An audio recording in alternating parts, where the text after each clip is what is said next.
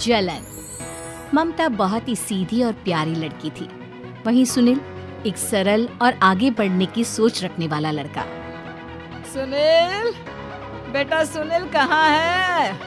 अरे जरा एक गिलास पानी तो दे दो। हाँ माँ, अभी आया। क्या माँ, पानी तेरे सर के पास ही तो रखा है। क्या हो गया है, तबीयत खराब है क्या? अरे नहीं नहीं, वो उठने का मन ही नहीं कर रहा था, तो देखा ही नहीं। वैसे क्या कर रहा है? यहाँ बैठना मेरे पास। माँ पढ़ रहा था। तो कहना नौकरी में तो वक्त नहीं मिलता, अब ऑफिस से घर आकर ही तो वक्त मिलता है। अच्छा ठीक है, पढ़ ले जा बेटा। सुनील पढ़ लिख कर और आगे बढ़ना चाहता था, लेकिन माँ की तबीयत खराब देखकर सोचता है कि शादी ही कर ले। कब तक माँ का ख्याल वो अकेले रख पाएगा? तो एक दिन, माँ ये ममता है, मैंने इससे शादी कर ली है। तुम्हारी तबीयत भी ठीक नहीं रहती, तो मैंने सोचा शादी कर लेता हूँ। घर संभालने वाली और तुम्हें संभालने वाली कोई आ जाएगी तो अच्छा रहेगा। माँ अचानक से सामने बहू देखकर हैरान रह जाती है। बेटा ये क्या बात होती है? न बैंड, न बाजा, न दहेज, न शगुन, ऐसा कैसे बहू आ गई? माँ तू तो जानती है मैं नौकरी के साथ पढ़ाई कर रहा हूँ, तो कहाँ से इतना पैसा बचा पाता कि धूमधाम से शादी करते। वैसे भी माँ लोग तो आकर खाकर निकल जाएंगे, इसलिए बस वैसे ही। माँ जी, मैं आपका ख्याल रखूंगी। वैसे भी ये आगे की पढ़ाई कर रहे हैं, अच्छा कुछ कर गए तो सबके दिन फिर से अच्छे आ जाएंगे। सास को ममता की बात ठीक तो लगती है, लेकिन मन में कहीं ना कहीं लगता है कि कहीं बहू बेटे को लेकर फुर्र ना हो जाए और फिर तो वो रह जाएगी अकेली। बेटा देख, मेरा जो कुछ भी है वो सुनील ही है, और सुनील का भी अब इस दुनिया में मैं ही हूँ और कोई नहीं। क्या सुनील? बिल्कुल माँ, लेकिन आज से ममता भी मेरे जीवन का अहम हिस्सा है, जैसे तू है। सास को बड़ा बुरा लगता है कि उसकी सल्तनत में कोई और हिस्सेदार कैसे हो सकता है। कैसे कोई और उसके 30 साल के बेटे की जिंदगी में अचानक से आकर बराबर का हिस्सेदार बन सकता है। देख बहू, मैं भले थोड़ा बीमार रहती हूँ, लेकिन इसका मतलब यह नहीं कि घर की चीजों में मेरा कंट्रोल खत्म हो गया है। मैं आज भी इस घर की रानी हूँ, समझी? बेटा सोचता है कि ये माँ को अचानक से क्या हो गया। कल तक जो माँ कहती थी कि जिंदगी का कोई भरोसा नहीं, वो अचानक से जंग के मैदान की झांसी की रानी कैसे बन गई? माँ क्या हो गया? सब ठीक है ना? अचानक कैसी बात कर रही हो? ममता का आज पहला दिन है, स्वागत करो उसका। आसपास की आंटियों को बुलाओ, नई दुल्हन की मुंह दिखाई करवाओ। खैर, सास होने का फर्ज निभाती है और बाद में एक सहेली के साथ बाहर निकल जाती है। क्यों नहीं बताया नहीं कि बेटे का ब्याह कर रही है? कैसे तो सारा दिन हम ही घूमती रहती हो। अरे मुझे भी तो अभी पता चला, वो अचानक सर पर लेकर आ गया। कहता है बहू है माँ तुम्हारी, अब इसको भी इतना ही मैं प्यार करता हूँ जितना तुझे करता हूँ। लो जी, ये क्या बात हो गई? क्यों इतना प्यार करता है? अरे माँ का प्यार तो ज्यादा होता है। अब उसको तो कोई दूसरा पति मिल सकता है, लेकिन तुम ही बताओ, क्या माँ की ममता किसी और की हो सकती है? ना जी ना, बेटे को समझाओ ये बात। अरे क्या समझाऊं, मुझे तो खुद ही समझ में नहीं आ रहा कि क्या हो रहा है। जो बेटा कल तक माँ करता था, अचानक से बीवी का राग आलाप रहा है। देखा, उसकी बीवी ना सुंदर और जवान है। सुंदरता के आगे तो एक से एक नहीं। तो तेरा बेटा किस खेत की मूली है? सास को भी समझ में आ जाता है कि बहू की सुंदरता के आगे माँ का प्यार किसी काम का नहीं। उधर बीवी, ए जी, अम्मा जी सहेलियों को छोड़ने गई थी, अभी तक आई नहीं, हम देख आए क्या? अरे रहने दो ना, आ जाएंगी। कहाँ जाएगी, उनकी आदत है, एक बार जाती है तो पूरी पंचायत खत्म करके ही आती है। अच्छा ही है, खाना वाना खा कर गई होगी। छोड़ो ना, घूमेगी तो खाना पचेगा, नहीं तो ऐसे ही खाट पकड़ लेगी। बहू भी शांत हो जाती है। उधर सास सोचती है कि आज थोड़ा देर से ही घर जाती हूँ, जब बेटा परेशान होकर ढूंढेगा तब मजा आएगा। बीवी को खुद ही पता चल जाएगा कि माँ के आगे उसकी दाल नहीं गलेगी। लेकिन वहीं दूसरी ओर घर पर, ए जी, माँ जी अभी भी नहीं आई, हमको तो घबराहट हो रही है कि क्या करें, जाकर पता करें किसी के घर। अच्छा, कहाँ जाओगी ये भी बता दो। पहला दिन है तुम्हारा इस घर में और एक ही दिन में मोहल्ला छानोगी क्या? हाँ तो आप भी तो नहीं जा रहे हैं ना, हमको फिक्र हो रही है। अरे यार ये रोज का है अम्मा का, खाओ और सो जाओ। बस फिर क्या था, बेटा बहू खाना खाते हैं और कमरे में सोने चले जाते हैं। उधर जब सास को कोई देखने नहीं आता तो वो हाथ रखकर आ जाती है। जहाँ वो देखती है कि सारे घर की लाइट्स बंद है, सास को गुस्सा आता है। बहू, ममता बहू कहाँ हो?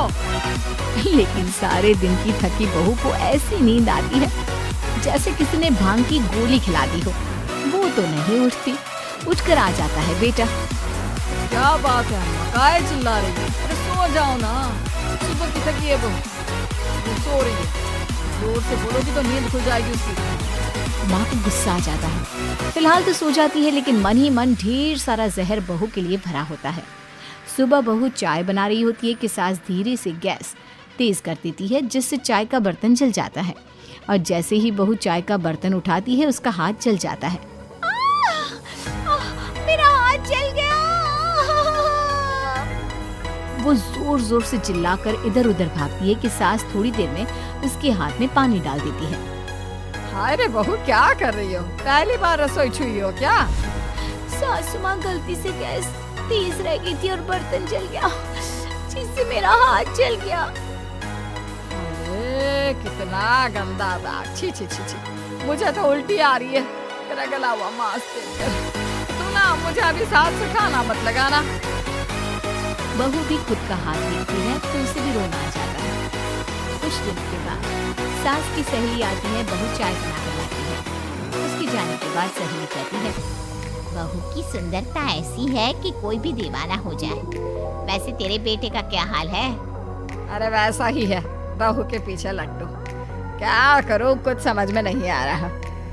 मैंने तो बहू के चेहरे पर दिवाली के पटाखे की चक्री थी, उसका पूरा चेहरा जल गया। अब देखो ना रही सुंदरता, और ना ही अब मेरा बेटा उसे पूछता है।